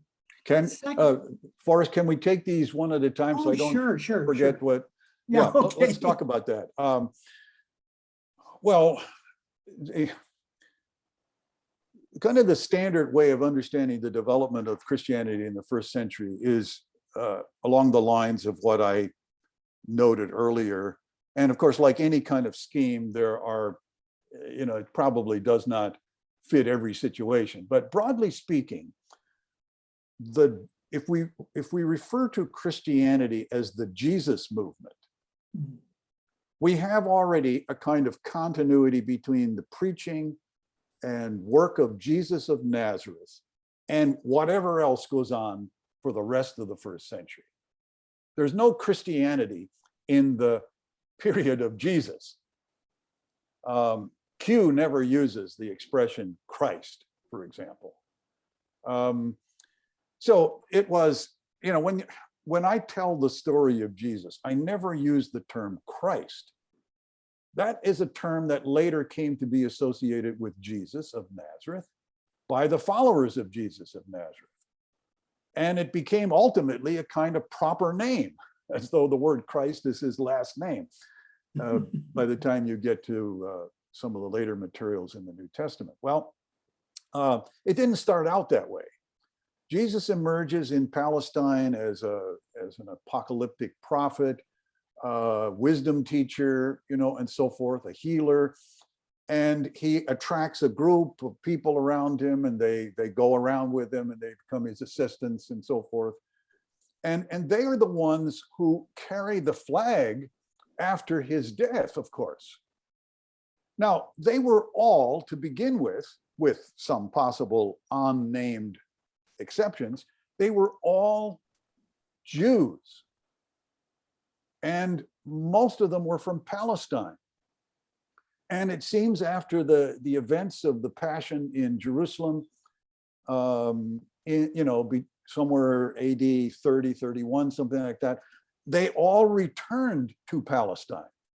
There's even, tradition in the text where Jesus is saying, go back there and I'll appear to you there and so forth. They don't all, have that same kind of understanding. But so the Christianity starts as a Palestinian Jewish group who had come to revere the teachings of Jesus, his proclamation of the kingdom of God, the political and social implications of that for the first century as to what that would mean for life in the Roman Empire, as Dom Crossan says, what it would mean if God were on the throne instead of Caesar. That's how Crossan understands the concept of the kingdom of God. So they had narrow interests. They didn't really have a Gentile mission at all, even though they lived among Gentiles in Galilee. They had a high regard for the Hebrew Bible. And very early on, they began reading that in the Greek form because Greek was well known in Galilee. Because of various things, some of which were internal, some of which were external, that whole community kind of relocated to the north in Syria fairly early on. And then a group of these people, that we call them the deacons, this is a group of Hellenists, pictured in the church, in Acts, of course, in the church, seem to be, whether that set of incidents or historical or not, there emerged out of that concept within Christianity very early, a notion that the gospel was for more than just Jews. And that it was in that community that Saul emerged. And why was Saul so upset with Stephen? Because they probably agreed on a lot of things, but Paul could not best the arguments of Stephen, it sounds like. Eventually, through this experience that he had, that he talks about in Galatians and is described somewhat differently in Acts, he had this supernatural experience which put him on the road to accomplishing the mission of Stephen at the end of the day. And so he becomes then part of a movement that we call Jewish mission Christianity. It's Judaism. It goes out into the Greco-Roman world. It touches down in synagogues wherever they can be found. It's still very Jewish, but it's mission to the Gentiles that's beginning to emerge. And of course, for most all of Paul's lifetime, that's where he was. He never really found himself in a Christian community that was made up predominantly of Gentiles. By the time he passed away, Judaism was still the predominant ingredient or component of the Jesus movement, I think. It was beginning, the edges of that were beginning to fray even as early as his letter to the Galatians. But it began, I mean, so it wasn't just radical breaks here. There was a continuity, a development, over multiple time periods and in different locations that moved the Jesus movement from a group of Palestinian Jews to ultimately a predominantly Gentile phenomenon. And that happened in different time periods, different locations in different ways and so forth. And a lot of that is reflected in different parts of the New Testament. Not very much in the period, certainly not the last of those developments in the period of the first 30 years. You certainly see the Palestinian Jewish Christians in Q, and maybe in some of the sources behind Mark, for example, that we can't actually construct like we can Q. Incidentally, if any of you would like to look at some of these materials, what was in Q?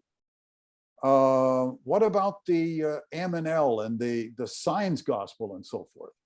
There's a place on the internet where you can look at all of these texts in English, and it's called Early Christian Writings.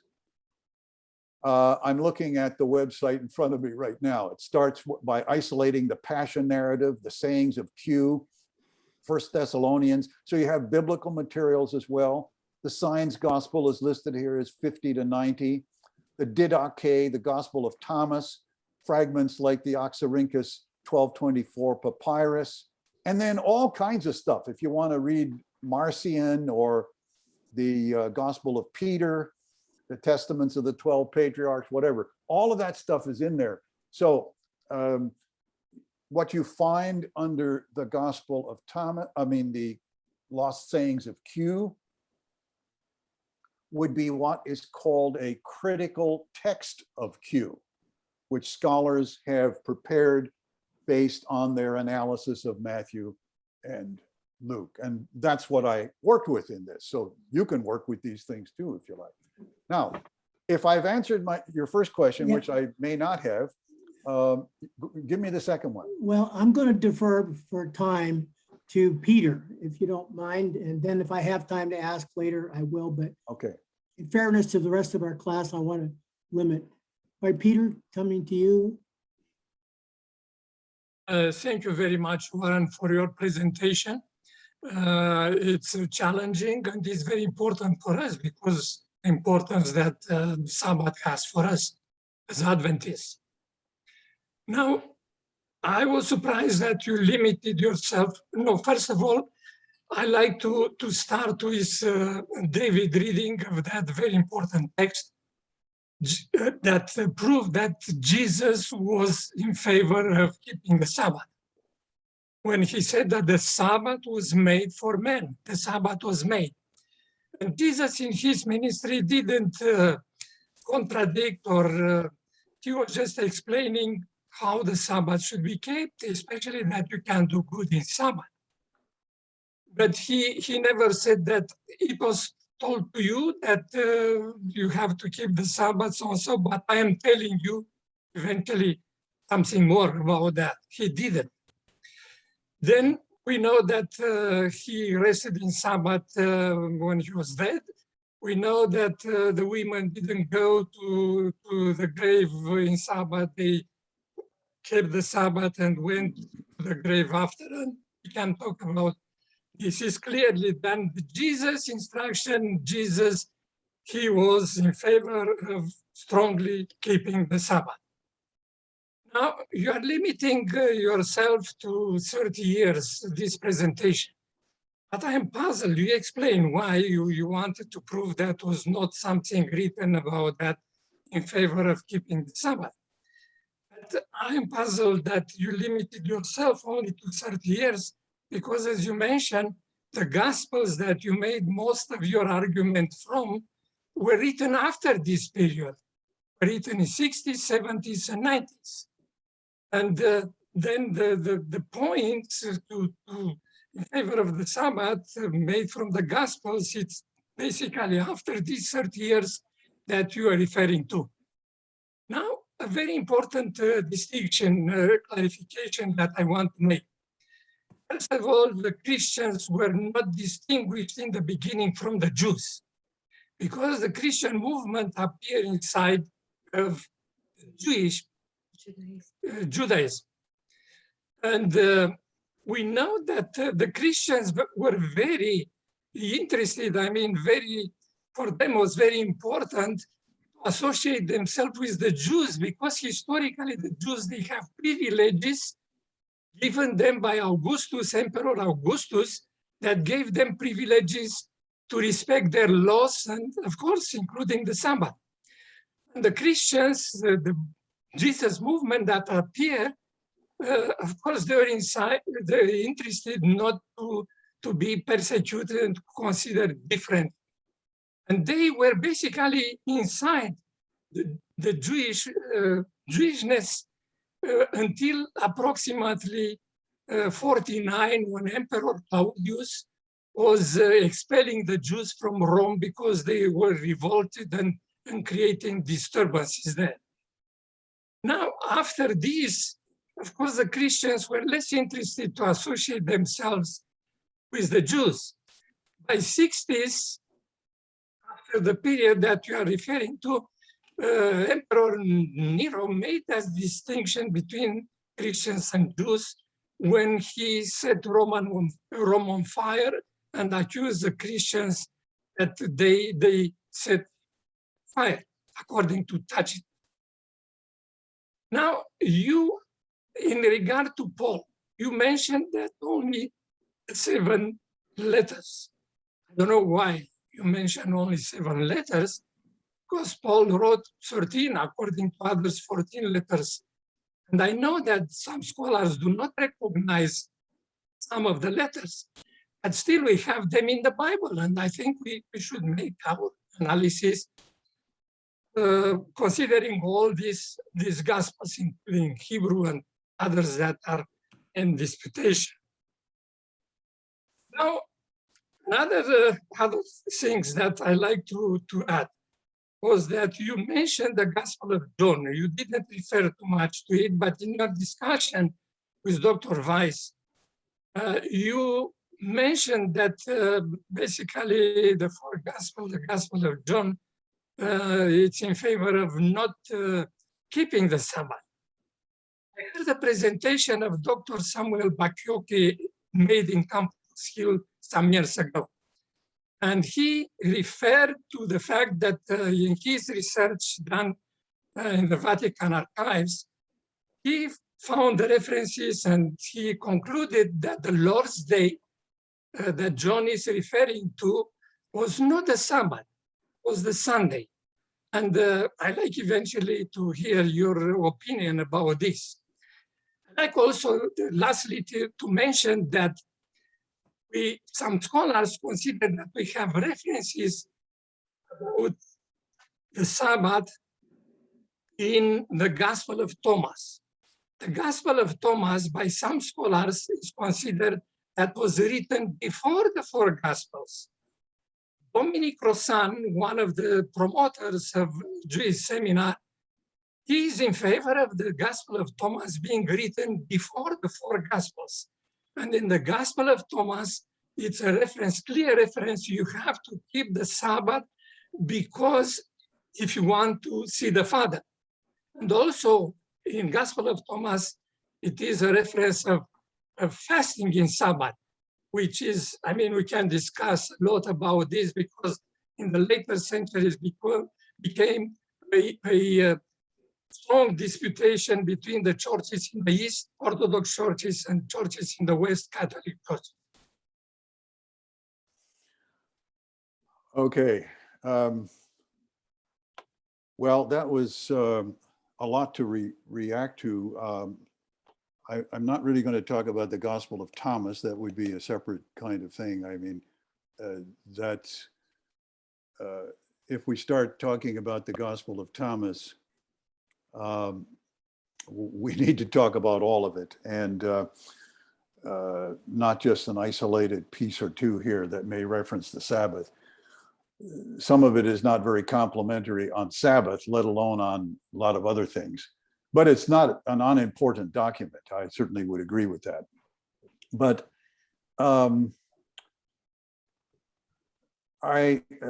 Peter, I'm not sure how to proceed exactly. You are operating from the assumption that if we have anything in the New Testament that quotes Jesus, then that is sufficient and fine. You know, I can't challenge that. I don't take that perspective. So I'm not going to try to change your mind on that. Let me just say, however, that what you have in the Gospels, all of which in their present form are outside of the period that I selected. And I gave the reasons why I selected that period. And it's because I want to see what was going on in the period immediately after the death of Jesus and the early Jesus movement. I wanted to see what was going on, as we can establish it, at least through a significant branch of scholarship that would date the materials that I identified the way I have. But let's go outside that for a moment. I did not make any arguments on this case from the materials in the Gospels, except the materials I extracted from Matthew and Luke that we call the saying source. Clearly, they were operating from the same source. So it's appropriate to ask the question, what did that common source say? That's an appropriate question. It may not be a question that you're interested in, but it was a question that I was interested in. But let's go back to the Gospel of Mark in chapter 2, in the text that Dave read to us at the very beginning. Of course, what we read in that text is the marvelous conclusion to that text, which is the Sabbath was made, you've referenced that, for man, not man for the Sabbath, or the Sabbath was made for humankind and not humankind for the Sabbath, as some translations do with that, quite properly, I might say. But within that text is an absolute historical error in Mark's text, which is the reference to the time of David when Abiathar was the high priest and he went in and ate the bread of the presence. If you read this in the Old Testament text, it's not when Abiathar was the high priest, it was when his father, Ahimelech, was the high priest. Now the son happened to be more famous than the father, and so it's, it's like talking about Trump and thinking of something that happened in the days of Donald Trump's father, but Trump is more famous, Donald Trump, so you might later on in time refer to the period of Donald Trump. This is the same kind of thing. And it seems that both Matthew and Luke, when they reported on the same thing, they decided to leave out that reference when Abiathar was high priest, probably because they realized that Mark was wrong in identifying the time period. Now, this doesn't have anything to do for me with whether or not the Gospel of Mark is authoritative or the other Gospels are authoritative, but they are not necessarily authoritative on matters of history. Otherwise, you can't explain the difference then that happens with Matthew and Luke using Mark and leaving out a historical problem. So I think we have to look at the text in historical ways to ask historical questions, if those are interesting to you. They happen to be to me. They may not be to everybody. But I wanted to see when in the material that I can push back, the earliest that I can push back is into the Q material, the signs gospel, the sayings gospel behind Matthew and Luke. And I see that a tremendous amount of the teachings and practices of Christianity are reflected there. And so I asked the question, is Sabbath reflected there? And the answer that I get back from looking at the text is, no, it's not. And that's what I was reporting. Now, you may have all kinds of reasons for keeping Sabbath, and they may go back into the Old Testament, and they may go back to the creation story and the fourth commandment, and fine. I'm not going to challenge any of that. I'm just simply saying, as a student of the New Testament, what do we learn from the New Testament about this question? And not just from the canonical writings if we have them, but pushing back behind those to look at their sources to see what we have. And this is what we have. Now, does that mean one should no longer keep Sabbath? No, you keep Sabbath for whatever reason you keep Sabbath. And it may be for all kinds of reasons. It may be because of your own internal Adventist heritage. It may be because of the understanding of Sabbath you get from the fourth commandment in Exodus, which is based on an understanding of creation, or an understanding of Sabbath from Deuteronomy 5, which bases Sabbath in the Exodus and is seen more of a salvation motif and basis than the creation motif in Exodus 20. You may have any or all those reasons or other reasons for keeping the Sabbath, fine. But I'm just simply arguing that we don't have, in the way I read the text, evidence for Sabbath in the first 30 years of Christianity from the documents that emerge from that period. Now, Acts comes from a later period. It reflects back on that period. You have to figure out how you're going to handle that. But it doesn't come from the period and therefore doesn't fit the model I'm exploring. So all I can say is this is what the evidence seems to suggest to me. You may read it in different ways.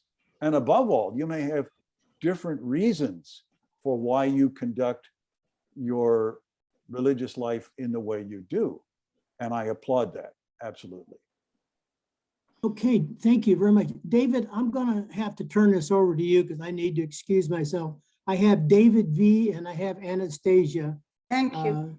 That want to ask questions. So I'm turning it over to you, David. Okay, let's take those two and then we'll conclude. This reminds me of getting a doctoral dissertation proposal approved. That is, one has to delimit the question in a very laser-like focused way. Right. This is what Warren has done. He's asked the question, what can we know about this matter in the first 30 years of Christian history? And he's told us we can't know anything this way or that way. It's just there isn't evidence one way or the other. And to have that information as part of the building blocks we have for our understanding of the Sabbath is very, very valuable. But that doesn't, Warren has assiduously avoided generalizing from that to anything else. We've asked a very specific question and he's given us a very specific answer. And then we have the opportunity to do whatever we want with that. Okay, David Vaughn. Yes, I think earlier in your presentation, you made reference to Colossians 2:16. 2:16. And I wonder if you would elaborate on what what you think Paul was referring to by the different days that Gentiles were not obligated to observe. You said the word special is not actually in the translation, but when it refers to Sabbath days, what is that a reference to in your understanding? Right. First of all, let me say that you're kind of mixing up two texts here. The text I did talk about is in Galatians, Galatians 4, and it is there that I talked about the translation special wasn't important and so on. The word Sabbath doesn't appear in there. It's a time frame from to days to weeks to months to years. It's a kind of continuum, and Sabbath is never referenced in that. Outside of that, I did mention Colossians chapter, is it 3? I think 3 or 2:16. I figure I don't have it in front of me, which is a different text altogether. I don't take it to be Pauline. I take it to be part of the canon of the New Testament, but I think it's post-Pauline for a variety of reasons, which I won't go into here today. But that is a very different kind of thing, and it was that text in particular that was the subject of Sam Bakioki's research. Now he wrote some other things on the Sabbath, but his research at the Pontifical Biblical Institute and the dissertation he prepared was on Colossians. This is outside of the framework. I mentioned that Colossians does talk about Sabbath, as does Hebrews. They talk about it in very different ways. But in Colossians, it is in the context of a whole series of different kinds of things. And it has to do with, well, what is it that's nailed to the cross in the verse before it? Yes. And what is it how does it relate to a whole series of food things and other kinds of clearly Jewish practices? And so if you isolate Sabbath out, you can make whatever judgment you want on it. But if you keep it in the context of what is being talked about in Colossians, it's a package. It's a package of Jewish practices that the writer is addressing there. So, but I didn't talk about that because it's outside the time frame. What I did talk about was the Galatians passage, and Sabbath is not in fact mentioned there in the entire letter. Okay. Well, what I just want, if I could ask for clarification, though, I still want to know what you think. What do you think the writer meant by Sabbath days? Was it referring to the Sabbath, or was he referring to other kinds of rest days? I think I think in Colossians, the writer is referring to the Sabbath, the weekly Sabbath. And the reason for that is that the Septuagint, the Greek translation of the Old Testament, has this set of expressions of Sabbath, new moon, and festival, or festival, new moon, Sabbath. Sometimes they're not in that order, but generally they're in that order in that sequence, and in one order or the other. That suggests a movement from weekly to monthly to annual celebrations. That's what you find in Colossians. And I think I would clearly see this as referring to Sabbath, not in a positive way. It refers to the Sabbath that occurs every week, and it's in the context of this trajectory of weekly to monthly to annual festivals that were part, along with the food laws that are mentioned there, part of the whole Jewish economy and spiritual cultic experience. Okay, thank you very much. Anastasia, quickly before you speak, I have a book recommendation for you. Yes. It's called Paul Among the People, and it's by Sarah Rudin. And she approaches the New Testament not as a New Testament scholar, but as a classicist. Yes. So you would like that. Now I see two more hands, but we're going to have to call it quits after you, Anastasia, okay? Thank you, and I will be quick. Thank you, and that was my profession and my education, classicism and Christianity and New Testament specifically. Thank you so very much for your presentation, for your scholarship, and I'll try to be quick about a couple questions and a couple statements. Isn't it a fact also, isn't it true that some of those practices that you spoke of, I'll go back, I'm thinking in Greek right now, we'll go backward. We know that, of course, there was and there is anti-Semitism, but at the same time, isn't it factual about the periods you talked about?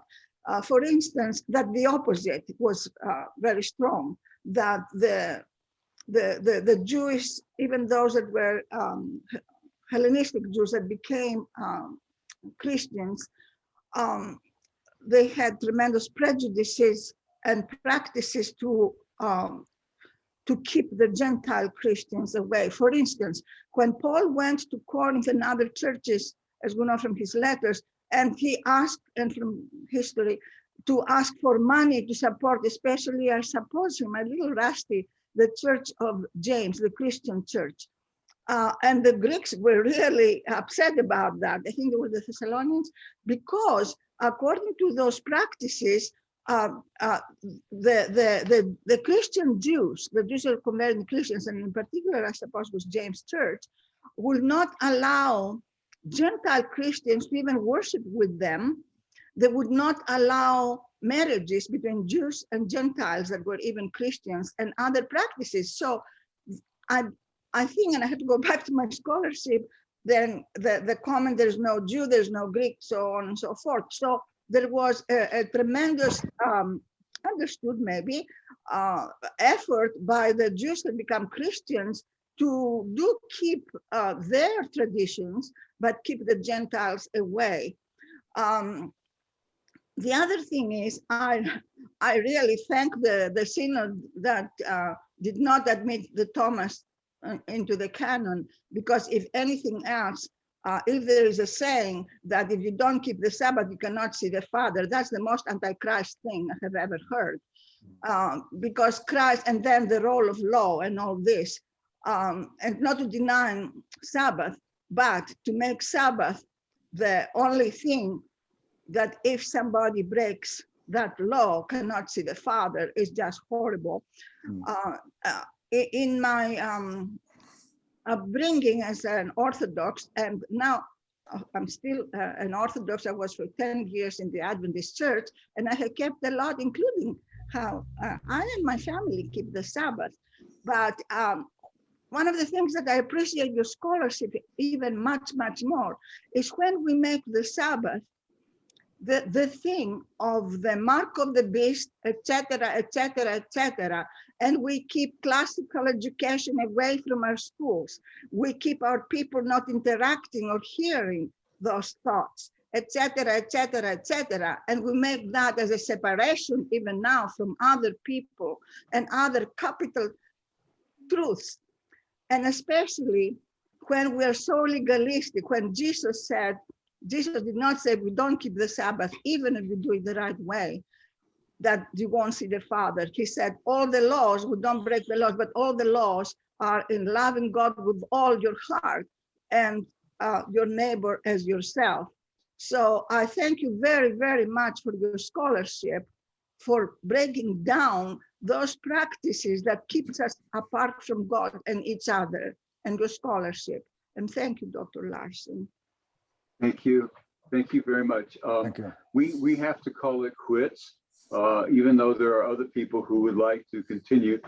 The digital foodless potluck continues, and you may continue discussing this or anything else you want to. Again, the book I mentioned is called Paul Among the People, and the author is Sarah Ruden, R-U-D-E-N. This is just because I know Anastasia is a classicist, and I thought she'd like to read another person who's a classicist and study the New Testament. Thanks to Warren, thanks to everybody. The discussion continues. All right, here's the benediction. The Lord bless you and keep you. The Lord make his face to shine upon you and be gracious to you. The Lord lift up his countenance upon you and give you peace. Amen. Amen. Thank you, Dave. Can we stop the recording? I'm going to have to leave soon. I've got an appointment in LA that I'm going to have to go to soon. Oh, yes. Yeah, But that's fine. But if anybody has something that we can quickly deal with before I pull a plug here, I'm happy to do so. So Thank you, Warren. Can you just like give us 5 minutes so we can take the question from our sister Dana? okay. Let me stop the recording here.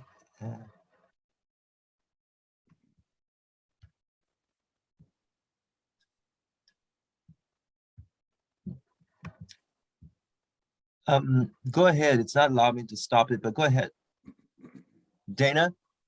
Yeah, I put my question in the chat because I realized I won't be able to ask it. So first, I want to thank you very much for the presentation. As Anastasia said, I appreciate the scholarship and the courage because, you know, sometimes we are in danger of taking the easy way, the studying the questions where